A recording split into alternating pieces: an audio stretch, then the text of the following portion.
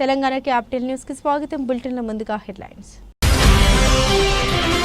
చట్టవిరుద్ధంగా వచ్చిన వారిని బలవంతంగా పంపలేమన్న కోర్టు. అమెరికా సుప్రీం కోర్టుపై ట్రంప్ అసహనం.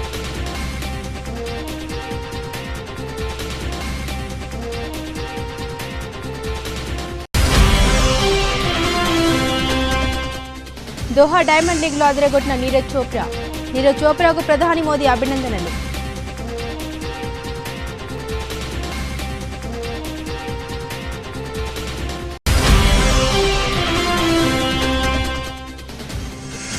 నేడు కర్నూలు జిల్లాలో చంద్రబాబు పర్యటన. జైరా స్టీల్ స్వచ్ఛాంధ్ర పార్కుకి శంకుస్థాపన చేయనున్న సీఎం.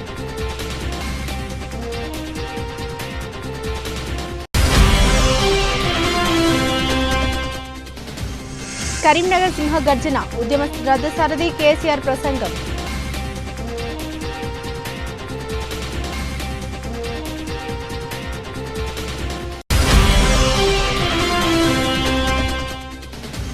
కాళేశ్వరంలో మంత్రి తుమ్మల పుష్కర స్నానం.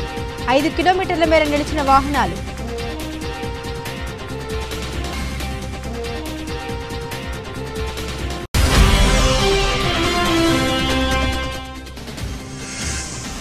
సెన్సెక్స్ 200, నిఫ్టీ 42 పాయింట్ల పతనం.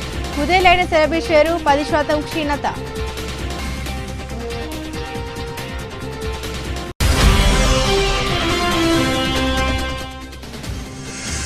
బెంగళూరులో కేకేఆర్ ఆర్సీబీ మ్యాచ్తో రీస్టార్ట్. వర్షం కారణంగా ఆట మొత్తం తుడిచిపెట్టుకుని పోయే ప్రమాదం.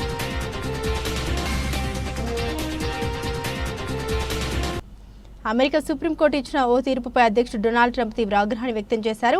అక్రమ వలసదారుల బహిష్కరణకు సంబంధించిన కేసులో న్యాయస్థానం వెలువరించిన ఆదేశాలను ఆయన తీవ్రంగా ఖండించారు. వెనిజులాకు చెందిన ఓ ముఠాను దేశం నుండి బహిష్కరించేందుకు ట్రంప్ చేసిన ప్రయత్నాలకు సుప్రీంకోర్టు అడ్డుకట్ట వేయడమే ఈ ఆగ్రహానికి కారణం. ఈ మేరకు ట్రంప్ తన social media platform truth social వేదికగా ఓ పోస్టు పెట్టారు. చట్టవిరుద్ధంగా మన దేశంలోకి ప్రవేశించిన వారిని బలవంతంగా వెనక్కి పంపేందుకు అనుమతించబోమని సుప్రీంకోర్టు తాజాగా తీర్పు ఇచ్చిందని ట్రంప్ తన పోస్టులో పేర్కొన్నారు. అలాంటి వారిలో చాలా మంది హంతకులు, మాదక ద్రవ్యాల వ్యాపారులు, ఇతర నేరస్తులు ఉన్నారు. సుప్రీంకోర్టు తీర్పు వల్ల వారిని చట్టబద్ధంగా దేశం నుండి పంపించడానికి ఏళ్ల సమయం పడుతుంది. ఈలోగా వారు దేశంలో మరెన్నో నేరాలకు పాల్పడే అవకాశం ఉందని ట్రంప్ ఆందోళన వ్యక్తం చేశారు. ఈ పరిస్థితి అమెరికన్లకు తీవ్ర హాని కలిగిస్తోందని, కోర్టు తీర్పు మరింత మంది నేరగాళ్లు దేశంలోకి అక్రమంగా రావడానికి ప్రోత్సాహం అందించినట్లే అవుతుందని ట్రంప్ వ్యాఖ్యానించారు. వారు ఇక్కడికి వచ్చి విధ్వంసం సృష్టిస్తారు. మాజీ అధ్యక్షుడు జో బైడెన్ హయాంలో లక్షలాది మంది క్రిమినల్స్ అక్రమంగా దేశంలోకి ప్రవేశించారు. అలాంటి వారిని బయటకు పంపించడానికి ఇప్పుడు మనం సుదీర్ఘమైన చట్టపరమైన ప్రక్రియను అనుసరించాల్సి వస్తుంది. ఇది అమెరికాకు అత్యంత చెడ్డ ప్రమాదకరమైన రోజు అని ట్రంప్ తన పోస్టులో ఆవేదన వ్యక్తం చేశారు. వివరాలకు వెళ్తే 1798 నాటి ఏలియన్ ఎనిమీస్ యాక్ట్ను ఉపయోగించి అమెరికాలో ఉంటున్న వెనిజులాకు చెందిన ఓ ముఠాను బహిష్కరించాలని ట్రంప్ గతంలో ప్రయత్నించారు. అయితే ట్రంప్ చర్యలకు సుప్రీంకోర్టు అడ్డుకట్ట వేసింది. బహిష్కరణకు గురైన వారు దాన్ని చట్టబద్ధంగా సవాల్ చేసేందుకు వారికి తగినంత సమయం ఇవ్వాలని న్యాయస్థానం తన తీర్పులో స్పష్టం చేసింది. ఈ తీర్పుపై ట్రంప్ తాజాగా తీవ్రంగా స్పందించారు. దోహా వేదికగా మొదలైన ప్రతిష్టాత్మక డైమండ్ లీగ్ లో భారత స్టార్ అథ్లెట్ నీరజ్ చోప్రా సరికొత్త రికార్డు నెలకొల్పిన విషయం తెలిసిందే. నీరజ్ తన కెరీర్లోని తొలిసారి 90.23 మీటర్ల మార్క్ అందుకున్నారు. ఈ క్రమంలో గతంలో తన పేరిటే ఉన్న జాతీయ రికార్డు 89.94 మీటర్లను భారత గోల్డెన్ బాయ్ అధిగమించారు. అయితే దోహా డైమండ్ లీగ్ లో మాత్రం మనోడు 2వ స్థానానికే పరిమితమయ్యాడు. జర్మనీకి చెందిన అథ్లెట్ జూలియర్ వెబర్ బల్లెంను ఏకంగా 91.06 మీటర్లు విసిరి విజేతగా నిలిచాడు. కాగా కెరీర్ బెస్ట్ తో చేసిన నీరజ్ చోప్రాపై ప్రశంసలు కురిపిస్తున్నారు. తాజాగా ప్రధాని నరేంద్ర మోదీ ఎక్స్ వేదికగా అభినందించారు. అద్భుతమైన మైలురాయిని సాధించావు, దేశం ఉప్పొంగి గర్వంగా ఉంది అంటూ నీరజ్ను ప్రధాని మెచ్చుకున్నారు. అద్భుతమైన ఫీట్. దోహా డైమండ్ లీగ్ 2025లో 90 మీటర్ల మార్కును అధిగమించి తన వ్యక్తిగత అత్యుత్తమ త్రోను సాధించినందుకు గాను నీరజ్ చోప్రాకు అభినందనలు. ఇది అతని అవిశ్రాంత అంకిత భావం, క్రమశిక్షణ, అభిరుచికి తగిన ఫలితం. భారతదేశం ఉప్పొంగి గర్వంగా ఉందని ప్రధాని మోదీ ట్వీట్ చేశారు. ఆంధ్రప్రదేశ్ ముఖ్యమంత్రి నారా చంద్రబాబు నాయుడు రోజు కర్నూలు జిల్లాలో పర్యటించనున్నారు. ఉదయం 11:25 ముఖ్యమంత్రి కర్నూలు విమానాశ్రయానికి చేరుకుంటారు. అక్కడి నుండి రోడ్డు మార్గంలో సి క్యాంపు రైతు బజార్కు చేరుకుని అక్కడ కూరగాయల వ్యర్థాలను ఎరువుగా మార్చే ప్రక్రియను పరిశీలిస్తారు. రైతు బజార్లోని రైతులు, పారిశుద్ధ్య కార్మికులతో ముఖాముఖి నిర్వహించిన అనంతరం కేంద్రీయ విద్యాలయ సమీపంలో జైరా స్టీల్ స్వచ్ఛంద్ర పార్కుకు ముఖ్యమంత్రి శంకుస్థాపన చేస్తారు. తదుపరి 12.55 గంటలకు కేంద్రీయ విద్యాలయం వద్ద ప్రజావేదికలో పాల్గొని స్థానికులు నాయకులతో ముచ్చటిస్తారు. P4 కార్యక్రమంలో భాగంగా 2 బంగారు కుటుంబాలు 2 మార్గదర్శులతో మాట్లాడతారు.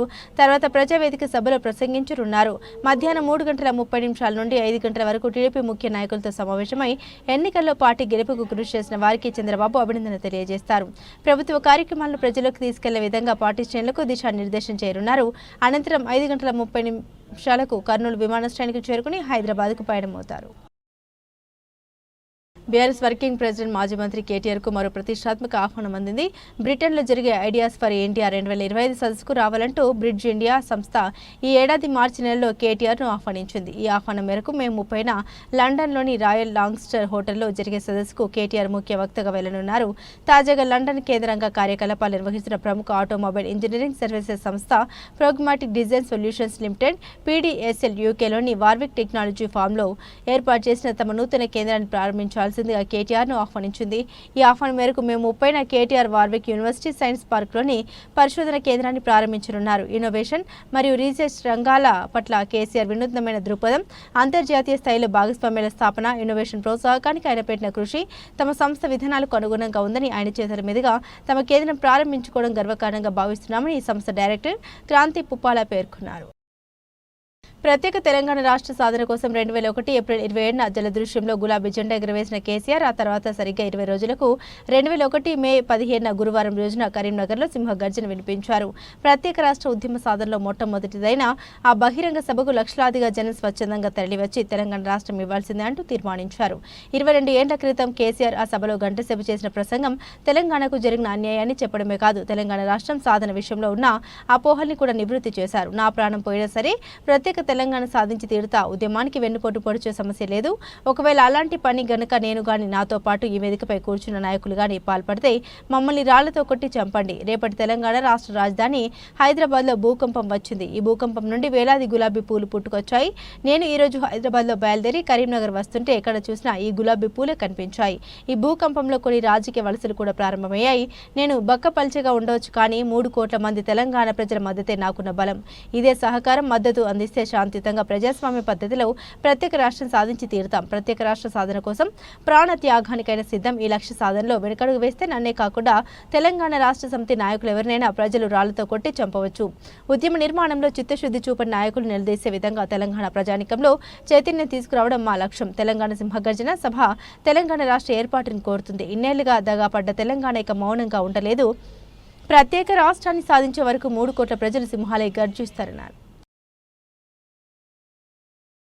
కాళేశ్వరంలో సరస్వతి పుష్కరాలు 3వ రోజు కొనసాగుతున్నాయి. సరస్వతి ఒడిలో పుష్కర స్నానానికి పెద్ద సంఖ్యలో భక్తులు తరలి వస్తున్నారు. వీఐపీ ఘాట్ వద్ద త్రివేణి సంగమంలో పవిత్ర పుణ్య స్నానాలు ఆచరించి సరస్వతి మాతకు ప్రత్యేక పూజలు చేస్తున్నారు. అనంతరం కాళేశ్వరం ముక్తేశ్వరుని దర్శించుకుంటున్నారు. రాష్ట్ర వ్యవసాయ శాఖ మంత్రి తుమ్మల నాగేశ్వరరావు సరస్వతి పుష్కరాల్లో పాల్గొన్నారు. శనివారం ఉదయం కాళేశ్వరం చేరుకున్న ఆయన సరస్వతి నదిలో స్నానం ఆచరించి ప్రత్యేక పూజలు చేశారు. కాగా సాయంత్రం భారీ నీటిపారుదల శాఖ మంత్రి ఉత్తమ్ కుమార్ రెడ్డి గోదావరి హారతి కార్యక్రమానికి హాజరు కానున్నారు. పుష్కరాలకు పెద్ద సంఖ్యలో భక్తులు తరలివస్తుండటంతో కాళేశ్వరం సమీపంలో భారీగా ట్రాఫిక్ జామ్ అయింది. కాళేశ్వరం నుండి మహదేవ్పూర్ మధ్యలో 5 కిలోమీటర్ల వరకు వాహనాలు నిలిచిపోయాయి. సుమారు 3 గంటలకు వాహనాలు స్తంభించిపోయాయి. అధికారులు ఎవరూ పట్టించుకోవడంతో ట్రాఫిక్ ఇప్పటికీ క్లియర్ కాలేదు. దీంతో అధికారుల తీరుపై భక్తులు మండిపడుతున్నారు. కాగా శుక్రవారం రాత్రి శనివారం తెల్లవారుజామున కాళేశ్వరంలో గాలివాన బీభత్సం సృష్టించింది. వీఐపీ ఘాట్లో ఏర్పాటు చేసిన చలువ పందిళ్లు, టెంట్లు కూలిపోయాయి. పలుచోట్ల ఏర్పాటు చేసిన స్వాగత తోరణాలు గాలికి కొట్టుకుపోయాయి. భారీ వర్షం కురియడంతో కాళేశ్వరం మొత్తం బురదమయమైంది. దీంతో భక్తులు ఇబ్బందులు ఎదుర్కొంటున్నారు. జూబ్లీహిల్స్ నియోజకవర్గంలోని రహమత్ నగర్ బోరబండ డివిజన్లో 18,000 కుటుంబాలకు అర్ధరాత్రి 3 రోజులకు ఒకసారి వచ్చే నీటి సమస్యలకు చెక్ పెడుతూ 5.75 కోట్లతో కేంద్ర మంత్రి కిషన్ రెడ్డి, మేయర్ గద్వాల విజయలక్ష్మితో కలిసి రిజర్వాయర్ ప్రారంభించుకోవడం జరిగింది. హైదరాబాద్ అభివృద్ధిపై రాజకీయాలకు అతీతంగా తాగునీటి సమస్య పరిష్కారం చేయడానికి ఈ కార్యక్రమాలు చేపడుతున్నాం.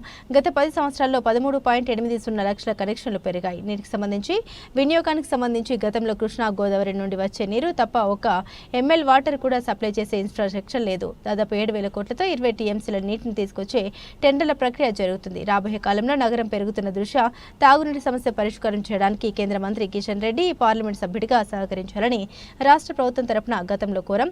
హైదరాబాద్ ఇన్ఛార్జ్ మంత్రిగా విజ్ఞప్తి చేస్తున్న నగర తాగునీటికి సంబంధించి ఇన్ఫ్రాస్ట్రక్చర్ కోసం కేంద్ర ప్రభుత్వం సహకారం కావాలి. రెహమత్ నగర్ బోరబండ ప్రజలు చాలా కాలంగా ఎదుర్కొంటున్న సమస్యకి చెక్ పడింది.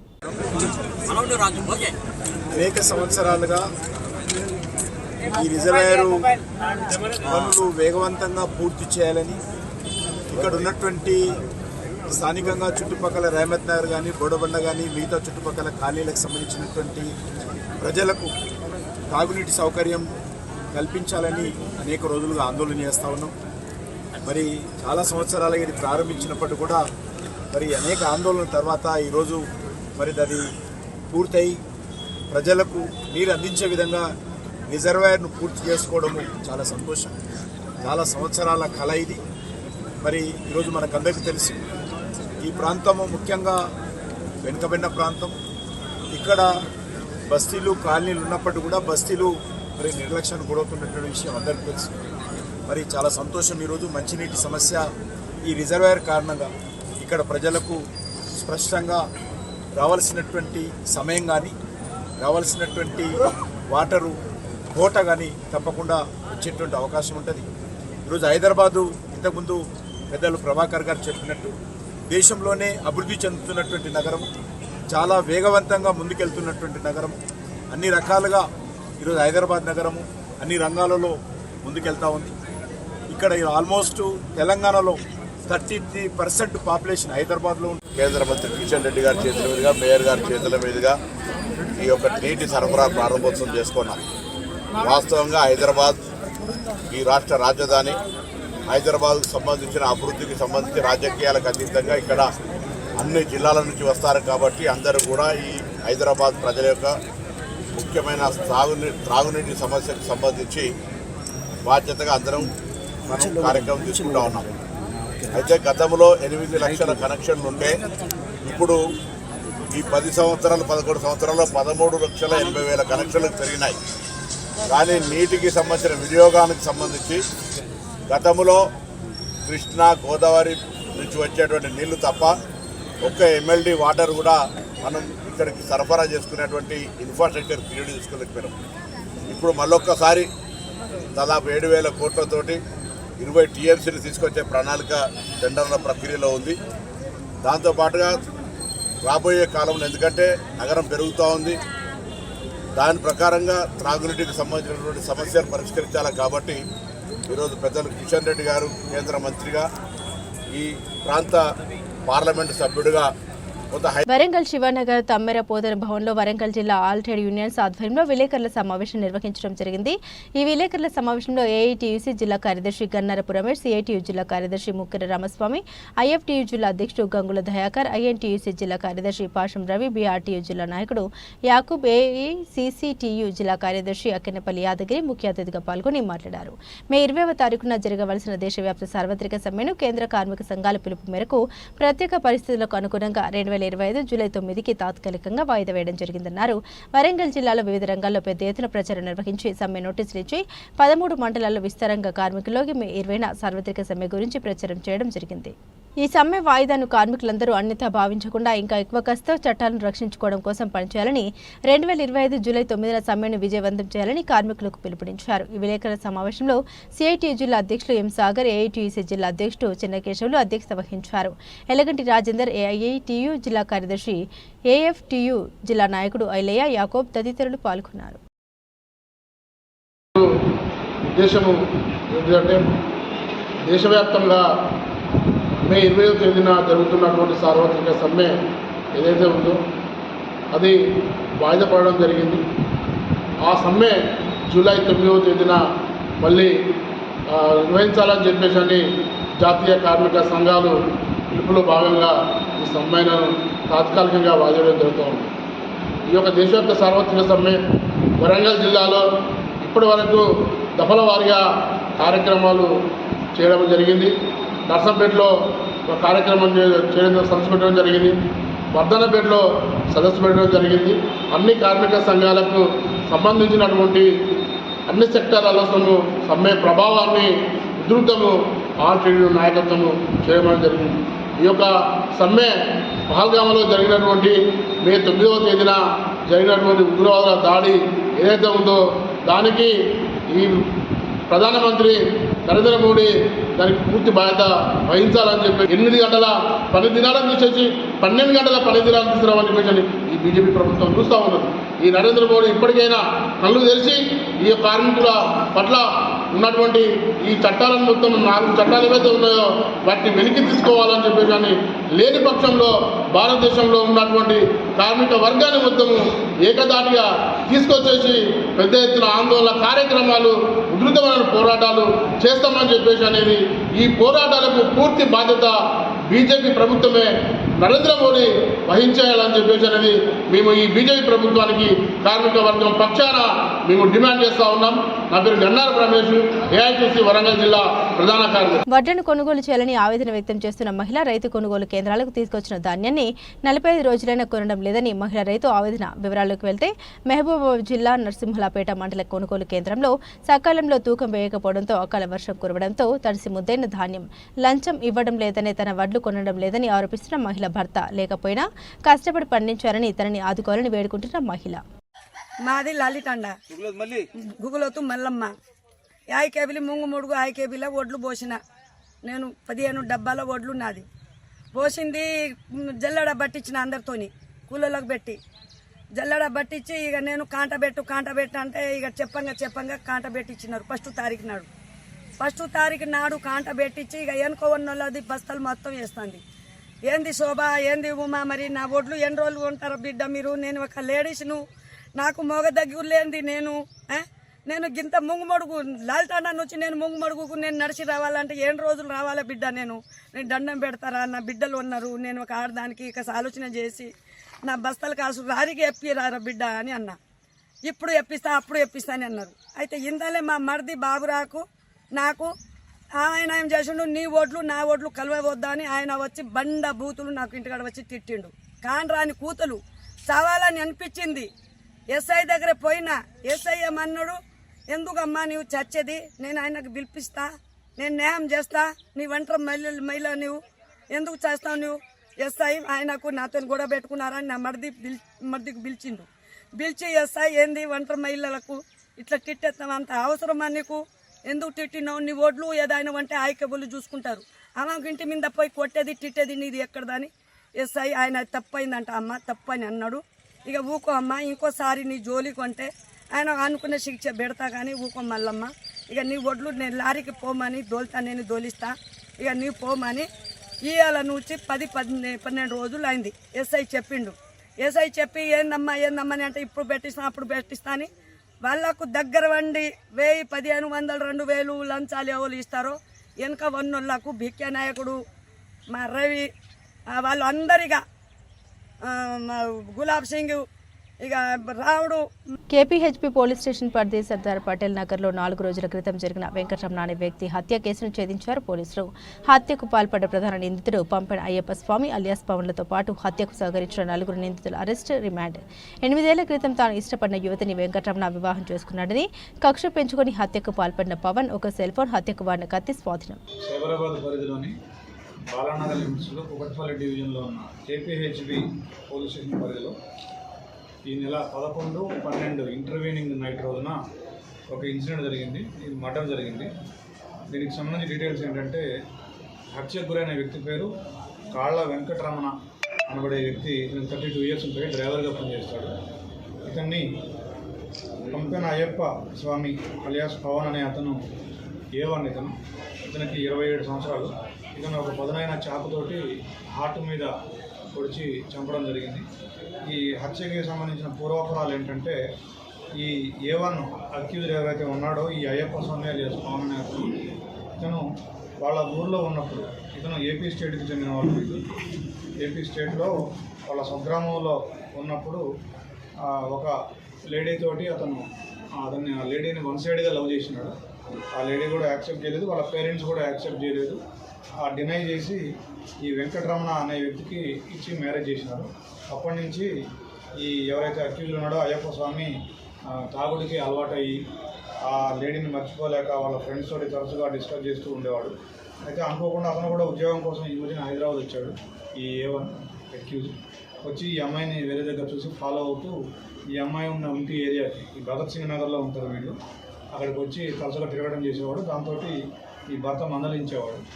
దాంతో ఆ భర్త మీద కోపం పెంచుకొని ఇన్సిడెంట్ జరిగిన రోజున 11th అంటే ఆదివారం రోజు నైటు 11 o'clock ఆ టైంకి వాళ్ళ ఇంటి దగ్గరికి వచ్చి తచ్చాడుతూ ఉంటే అతను మళ్ళీ మందలించినాడు. అయితే ఇతను ఆ రోజు సర్దార్ పటేల్ నగర్కి వచ్చినాడు. ఎవరైతే డిసీజ్డ్ ఉన్నాడో అతను వాళ్ళ వైఫ్ లేదు, ఊరికి వెళ్ళింది.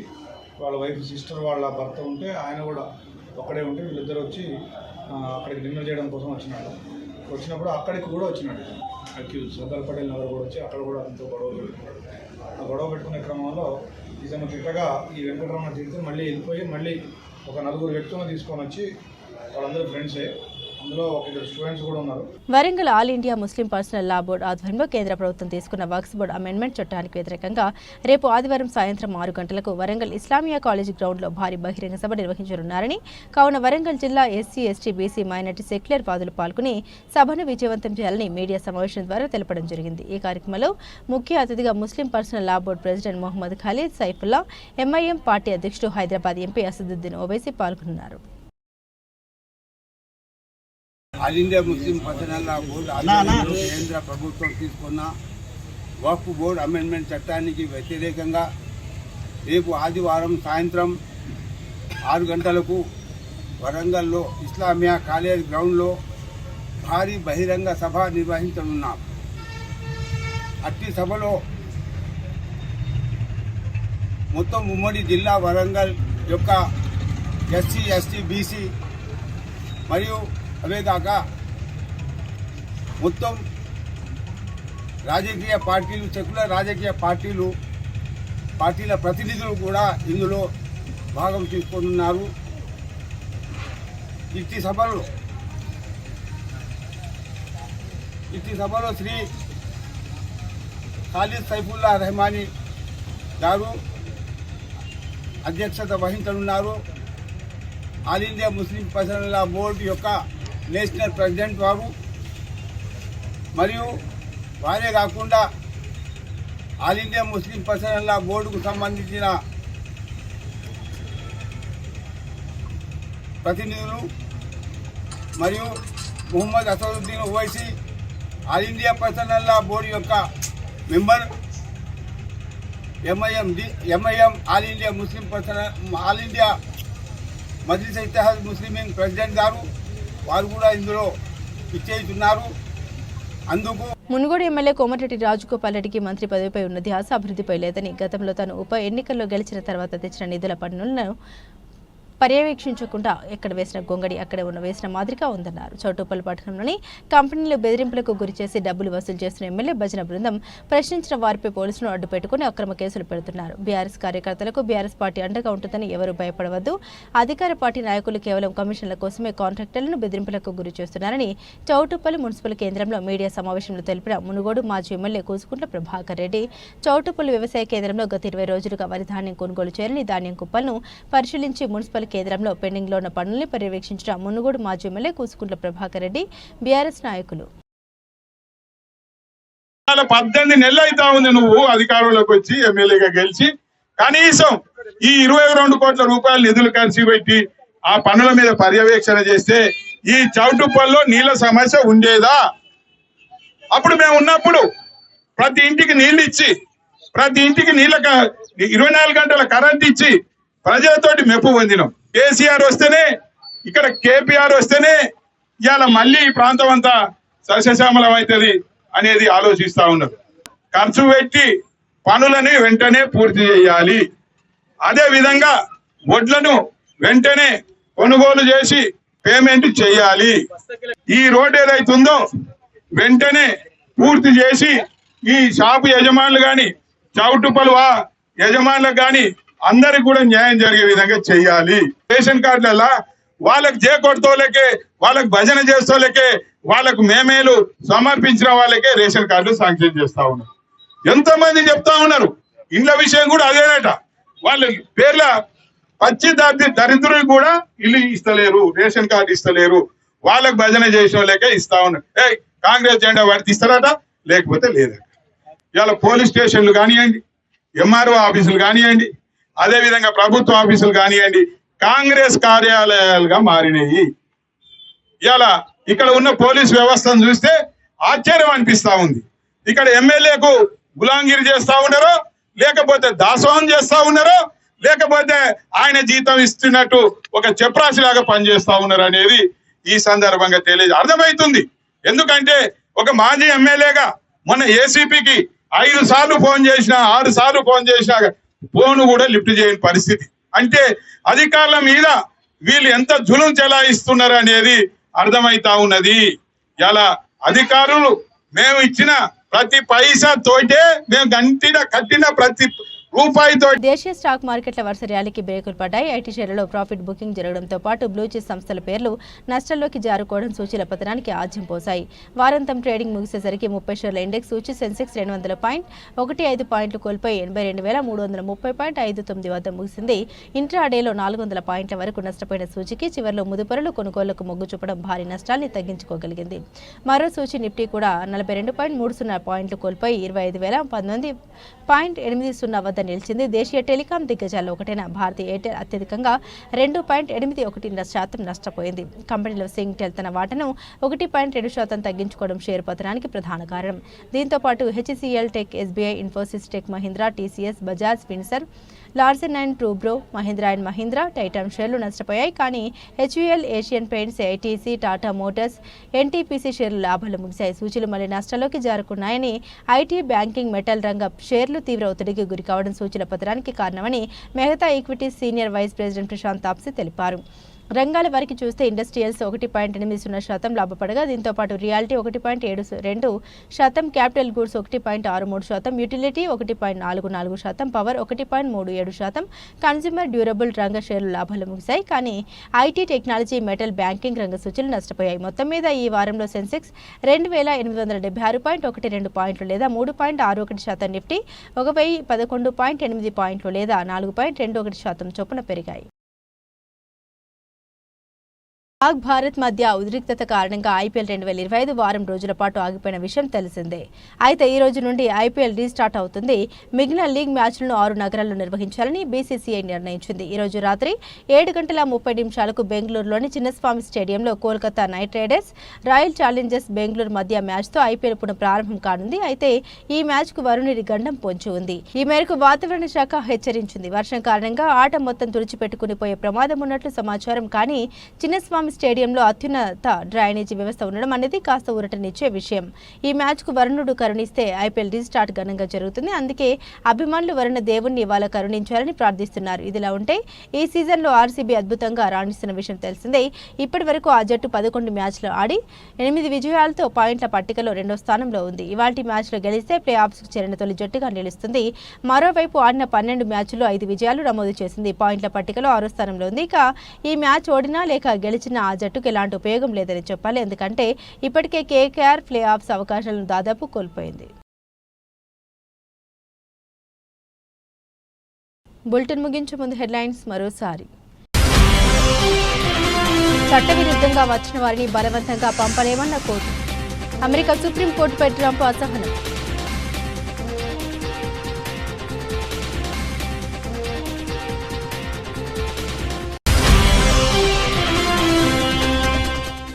దోహా డైమండ్ లీగ్ లో అదరగొట్టిన నీరజ్ చోప్రాకు ప్రధాని మోదీ అభినందనలు.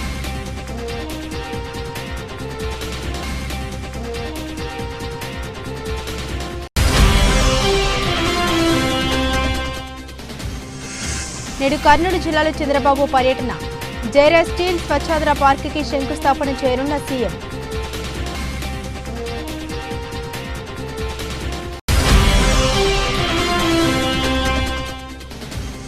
కరీంనగర్ సింహ గర్జన, ఉద్యమ రథసారథి కేసీఆర్ ప్రసంగం.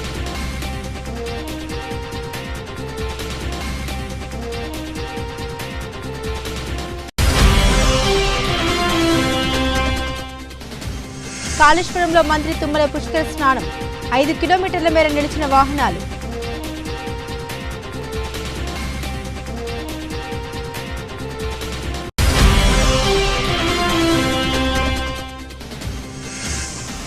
సెన్సెక్స్ 200, నిఫ్టీ 42 పాయింట్ల పతనం. ఉదయలైన సెరబీ షేరు 10% క్షీణత.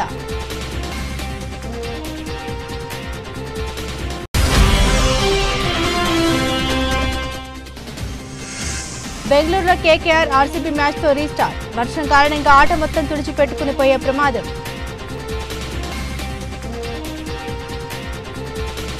ఇవి బులెటిన్లోని విశేషాలు. తిరిగి మరో బులెటిన్తో మళ్ళీ కలుసుకుందాం. అంతవరకు సెలవు. నమస్కారం.